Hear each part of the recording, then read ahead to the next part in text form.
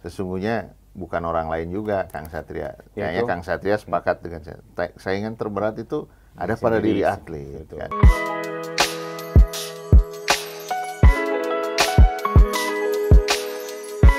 Oke, kita ngobrol di PR.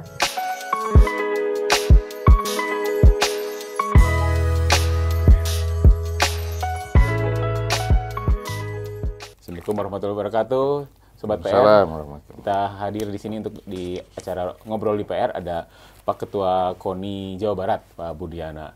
Kita nanti bicara soal target Jawa Barat yang kemarin udah 2 kali menang PON di tahun ini, yang PON ke-21 harapannya bisa hat-trick menjadi juara ketiga dan jadi juara umum gitu ya Pak. Yap. Selamat datang Pak Budiana. Terima kasih, Alhamdulillah. Kang Satria. Pak Bud, kan PON Papua kemarin Ya. memang ada penurunan dari jumlah raihan medali ya dari PON yang sebelumnya di 2016 ya, 2000. Jadi kemarin tuh di PON 2016 tuh sempat di 217 emas. Ya.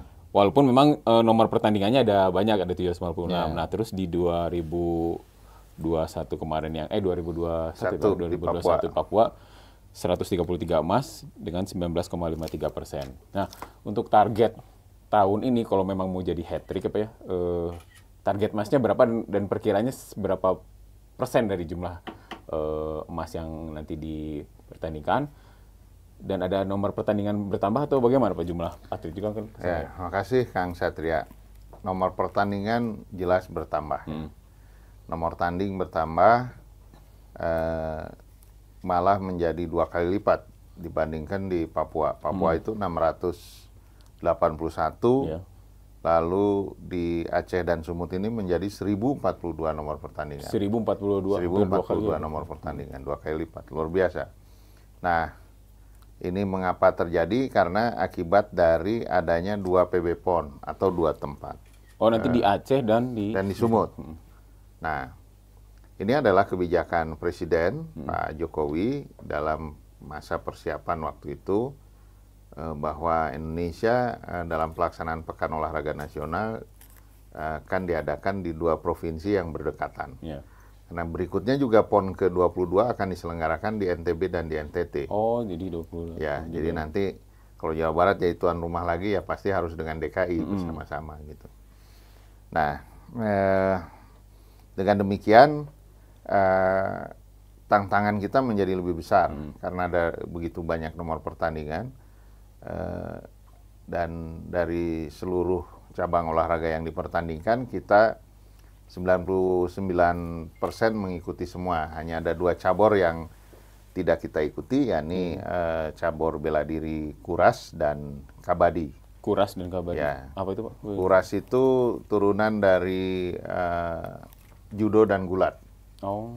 Lalu kabadi mah itu berasal dari negara Bangladesh kalau nggak salah. Bangladesh atau Pakistan kalau nggak salah. Itu sepertos galasin. Ya. Oh, Tapi ada apa itu istilahnya body touch ya. Jadi mirip bela dirinya. Dan seterusnya ya, bisa Kang Satria dan para pemirsa bisa langsung lah diklik di YouTube. Apa tuh namanya? Kabadi. Nama cabur. Nah, itu belum eksis di Jawa Barat, Kang. Belum eksis di Jawa Barat sehingga kita tidak mengikuti karena kepengurusannya juga tidak ada. Maka yang kita ikuti ada sekitar 85 cabang olahraga. Nah, tadi karena 1042 nomor pertandingan, maka akan ada apa namanya? Sehingga dengan demikian ada 1200-an jumlah atlet yang akan berlaga di PON ke-21 dari Jawa Barat ini. Itu kontingen paling cukup besar ya Pak kalau di kontingen besar. Kontingen besar. Kontingen besar. Itu. Dengan ofisial belum dengan ofisial itu berarti. Belum dengan ofisial ya. Pelatih ada 400, mekanik ada 90-an dan belum nanti ofisial yang lainnya. Nah, itu kan ini dengan makin banyaknya atlet dan tadi tim yang berangkat, artinya kan anggaran juga makin bertambah ya Pak. Nah, support dari pemerintah sendiri, Pemprov seperti apa? Ya, alhamdulillah Kang, Pak PJ Gubernur dan DPRD Provinsi Jawa Barat, ya juga Kadispora Provinsi Jawa Barat memiliki perhatian ya, respek yang luar biasa terhadap persiapan PON ini. Yeah. Sehingga dengan demikian kami menerima dana hibah sekitar 337 miliar yang harus dimanfaatkan untuk persiapan PON kita ini. Iya. Nah, soal anggaran kan biasanya sensitif nih Pak. Betul. Itu kan berarti dari pemerintah langsung ke KONI, dari KONI langsung disalurkan ke anggota KONI, nah ke Sabur. Nah, transparansinya gimana Pak? Kan apakah kan kadang bilihnya atletnya nggak tahu sebenarnya dia harusnya dapat berapa gitu ya? Ya. Dia harus dapat suplemen apa aja sih sebenarnya itu dirinci nggak sih Pak? Dirinci kan, itu disampaikan kan kita ini seperti biasa lah. Yeah. Penerima dana hibah itu pertama di BIMTEK dulu oleh Pak Kadispora. Ya. Nah lalu berjenjang ya, setelah kami penerima dana hibah di BIMTEK oleh Dispora, KONI Jabar sendiri melakukan BIMTEK kepada cabur-cabur, ya, penerima manfaat daripada dana hibah itu sendiri. Nah, sehingga dengan demikian itu menjadi pengetahuan yang harus diketahui oleh seluruh pengurus cabur. Nah, sekarang cabur dan KONI itu fokusnya adalah kepada pembinaan prestasi atlet, ya, dibantu oleh pelatih. Nah, kedua unsur ini, atlet dan pelatih juga harus mengetahui akuntabilitas daripada keuangan KONI Jawa Barat dan caburnya itu sendiri, kan? Karena ya kadang masih terjadi lah dana-dana atlet itu disunat gitu ya. Nah, kita mencegah praktik-praktik seperti itulah begitu ya. Ya pengurus itu baik di KONI maupun di cabur harus jadi pengurus lah, bukan penguras gitu ya. Pengurus bukan penguras. Bukan penguras ya. Artinya si atlet juga sekarang udah tahu ya, artinya dia dapat uang pembinaan berapa, terus dapat ada insentif-insentif khusus mungkin apa ya. Betul. Nah, sehingga dengan demikian hasil daripada BIMTEK atau bahkan surat-surat edaran kami kepada Pemprov Cabur itu oleh Pemprov Jabar diteruskan juga kepada atlet dan pelatih. Sehingga atlet dan pelatih mengetahui hak-haknya terutama itu kan. Lalu setelah mengetahui haknya, kita menuntut kewajibannya dia untuk bisa mengembangkan prestasinya, untuk bisa melatih dengan baik dan seterusnya gitu. Nah, sekarang tahapan untuk si atlet itu sudah sampai mana, babak kualifikasi atau? Ya, babak kualifikasi kalau bulan ini itu sudah terlalui. Mulai kalau sekarang mulai tanggal 11 Januari hingga nanti bulan Agustus, kita sekarang mengadakan pemusatan latihan daerah atau Platda atau training center yang kita lakukan untuk persiapan PON ke-21 ini ya, yang tersebar di beberapa tempat, Kang. Yang terbanyak memang ada di Sarana Olahraga Pajajaran, ya, dekat di lingkungan sekretariat KONI. Lalu kemudian di dormitori dan sarana olahraga UPI, lalu kemudian di Jalak Harupat, ya, ada yang di Sumedang, ada yang di Subang, ada yang di Bekasi, ada yang di DKI Jakarta, ada yang di Banten, ya, ada yang di Cianjur di Puncak, ada yang di Sukabumi, ya, ada yang di Pangandaran, betul, di Pangandaran juga ada. Nah, itu sebaran dan tempat lain ya, sebaran yang kita lakukan dalam pelaksanaan Platda. Nah, nanti beberapa cabur, Kang Satria, itu kita dukung juga untuk pelaksanaan tryout ya, ke luar negeri atau try-in di dalam negeri. Itu insya Allah di kisaran bulan atau medio bulan Juli ya. Itu dilakukan tryout itu. Dan yang paling jauh tryout itu ya ke Korea Selatan ya, Korea, ke Jepang, cabur apa Pak? Australia. Itu cabur bela diri, taekwondo, panahan, ya, taekwondo, panahan, anggar dan cabur-cabur lainnya, Kang. Itu seperti itu. Dan ada juga tryout yang dilakukan secara individu. Misalnya di cabang olahraga menembak, mereka akan mengikuti kejuaraan internasional di mana begitu ya. Lalu biliar sekarang atletnya ada yang sedang di Dubai kalau nggak salah. Ya, renang ada yang sedang di luar negeri juga sama seperti itu dan banyak-banyak lagi kan. Kan tadi ada 1.200 sekian atlet ya Pak ya. Itu kebanyakan wajah-wajah baru atau ada juga yang dari PON sebelumnya, Pak? Dari PON sebelumnya ada, tapi persentase yang banyak itu adalah hasil kaderisasi atau wajah-wajah baru. Iya. Sekitar ada 70-an persen lah wajah baru, 30-an persen itu wajah lama. Nah, selama Pelatda kemarin atau selama babak kualifikasi mungkin kan terlihat ya Pak ya, perkembangan si para atlet itu Bapak melihat mereka optimistik untuk meraih kembali juara ketiga, juara pertama lagi. Termasuk mungkin ada rekor-rekor khusus yang sempat tercapai nggak di... Alhamdulillah ya, rekor-rekor khusus misalnya diangkat berat ya, pada saat mereka sekarang sedang melakukan training atau Pelatda, itu saya mendapatkan laporan dari ketuanya, Pak Gito, Ketua Pengprov Pak Bersih, itu sungguhnya ada capaian-capaian angkatan yang melampaui apa yang sudah terjadi di nomor angkatan itu. Ya karena sedang latihan kan kita belum bisa mengatakan pecah rekor kan. Itu tidak resmi.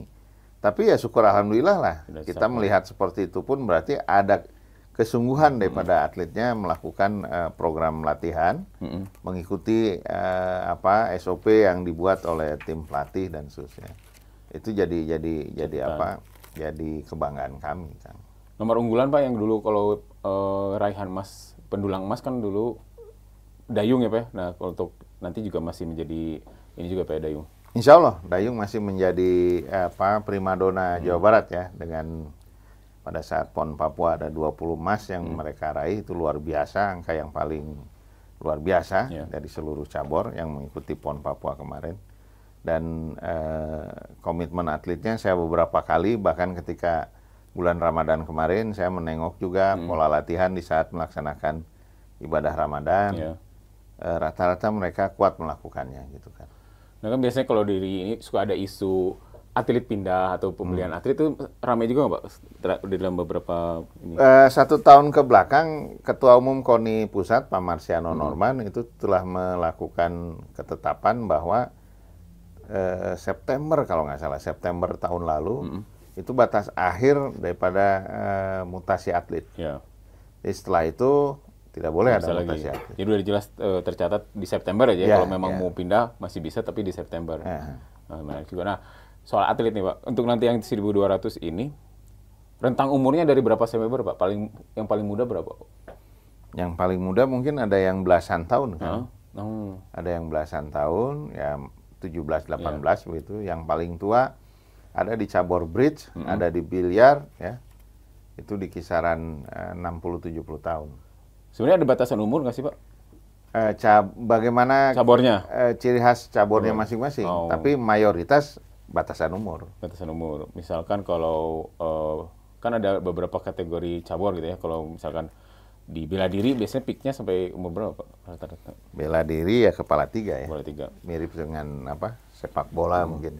Nah yang jadi kan KONI tidak hanya membahas soal si atlet ya, tapi nanti ketika atlet itu sudah tidak aktif lagi, sudah sampai peak performance, sudah tidak bisa jadi atlet. Nah, kedepannya itu kan rata-rata atlet suka bingung mau jadi apa gitu ke depan. Kan nggak mungkin semua jadi pelatih ya Pak. Nah, mungkin KONI sudah mempersiapkan itu sekarang? Ya, betul. Kang Satria, kita ini juga selain mengurusi prestasinya, kita juga harus mengurusi kesejahteraannya, masa depannya. Ya kita dengan keterbatasan yang dimiliki oleh KONI, tapi KONI juga hari-hari ini ditemani oleh pihak-pihak lain ya, para sektor swasta yang ingin turut serta membantu masa depan daripada atlet itu sendiri. Contoh sekarang kita akan melaksanakan workshop entrepreneur bagi atlet-atlet senior, kerjasama antara KONI Jabar dengan BRI ya. Dan bahkan BRI melanjutkan dengan pemodalan lewat KUR kalau nggak salah. Tapi tidak hanya itu, juga ada pembimbingan atau pemantauan pada saat melaksanakan aktivitas usaha kecil menengahnya seperti itu. Lalu kemudian pendidikan.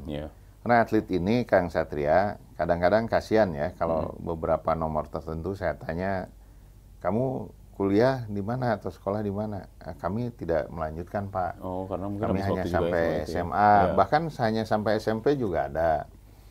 Nah, ini karena apa? Karena ketika masih di SMA mereka sudah memiliki jadwal yang begitu ketat, padat untuk bertanding dan berlatih. Sehingga terganggulah kuliah dia, sekolah dia. Gitu. Jadi dibantu juga ya perkuliahan. Kita bantu ya beberapa ya, tidak semua karena KONI juga memiliki keterbatasan. Beberapa kita bantu melanjutkan studi di misalnya di FPOK UPI atau di STKIP Pasundan gitu ya, karena ada pendidikan olahraganya. Lalu di tempat-tempat lain. Nah, ini juga mungkin Bapak bisa kasih ini juga ya, bagi calon-calon atlet ya, untuk membagi waktu termasuk merencanakan masa depannya seperti apa, bisa sharing nggak Pak? Sharing. Maksudnya bagaimana mereka agar bisa membagi waktu terus tidak sampai putus sekolah gitu Pak? Sesungguhnya itu sering ya kan. Satu di antaranya ikhtiar KONI, di KONI Jabar, di kepengurusan kami dari dulu juga ada sebetulnya. Itu hadir yang namanya bidang psikologi olahraga. Itu termasuk kemudian melakukan program-program pendampingan terhadap atlet-atlet yang memang ingin didampingi oleh teman-teman psikologi. Mereka ahli-ahli semua, ketuanya juga seorang guru besar bidang psikologi olahraga, Profesor Dr. Yusuf Hidayat. Itu dengan anggotanya juga yang proper. Nah, tapi kemudian persoalannya yang tak bisa dihindari adalah time schedule dari terutama pertandingan dari cabur-cabur mereka yang itu sesungguhnya susah kadang-kadang disesuaikan waktunya dengan studinya si atlet. Walaupun sekarang sesungguhnya ada metode homeschooling ya. Ya tidak sedikit juga yang mengikuti program homeschooling gitu kan. Ya, tapi tidak semua juga bisa melakukan itu juga gitu ya. Yang jelas ini masih menjadi pekerjaan rumah ya. PR, apalagi sebentar lagi akan ada presiden baru di Indonesia. Ya ini PR-nya Pak Prabowo lah. Untuk bisa bagaimana menjamin masa depan profesi-profesi tertentu yang telah mengangkat nama harum bangsa ini gitu kan. Kembali ke PON, saya lupa tadi. Kan nanti di Aceh dan Sumut ya Pak. Hambatan terbesar di sana kalau di tiap daerah apa Pak? Yang di Aceh gitu misalkan. Contoh Aceh ya. Aceh itu ternyata disiapkan venue pertandingan untuk PON-nya itu di seluruh kabupaten yang ada di Aceh. Dan jaraknya berjauhan. Seluruh kabupaten berarti? Ya, hampir seluruh ya. Itu jaraknya berjauhan, luar biasa. Ini menjadi pikiran buat kita ya, yang ya kita nggak boleh menyerah karena ini adalah negara kesatuan Republik Indonesia. Ya kita harus hadapi itu. Yang penting kita harus mencari solusi, caranya bagaimana. Saya kira Papua kan kemarin lumayan jauh-jauh tempatnya, tapi ternyata lebih kacau. Walaupun jauh, Papua itu pesawat khusus di 4 kabupaten kota ini banyak pesawat besar. Nah kalau di Aceh, menurut informasi itu pesawat perintis. Yang propeller gitu. Jadi agak nggak banyak. Ya gitu. Baik, terima kasih Pak. Saingan terberat masih tetap DKI dan Jatim ya, kontingen besar. Nah mungkin ada yang disampaikan Pak ke Sobat PR, dukungan seperti apa Pak? Ya sesungguhnya saya ingin nambah juga itu saingan terberat juga sesungguhnya bukan orang lain juga, Kang Satria. Kayaknya Kang Satria sepakat dengan saingan terberat itu ada pada diri atlet kan. Kalau atlet itu malas, kalau atlet itu tidak bisa memperbaiki mental tandingnya dan lain sebagainya, itu juga saingan terberat yang paling dekat yang ada pada dirinya sendiri. Nah mudah-mudahan atlet Jawa Barat, atlet-atlet Jawa Barat yang sekarang sedang mengikuti Platda bisa menepis kendala-kendala itu. Ya, dan yang tak kalah penting tentunya saya ingin memohon doa restu dari para pemirsa podcast Pikiran Rakyat ini agar nanti pada saat PON ke-21 di Aceh dan Sumut, kontingen Jawa Barat ya bismillahirrahmanirrahim masih bisa mempertahankan supremasi juara. Amin. Sehingga Jabar hat-trick nanti di Aceh dan Sumut. Saya kira itu. Siap, terima kasih Pak Budiana. Jadi Sobat PR tetap dukung ya atlet-atlet Jawa Barat. Semoga Jabar hat-trick. Hat-trick, ya. Assalamualaikum warahmatullahi wabarakatuh. Waalaikumsalam.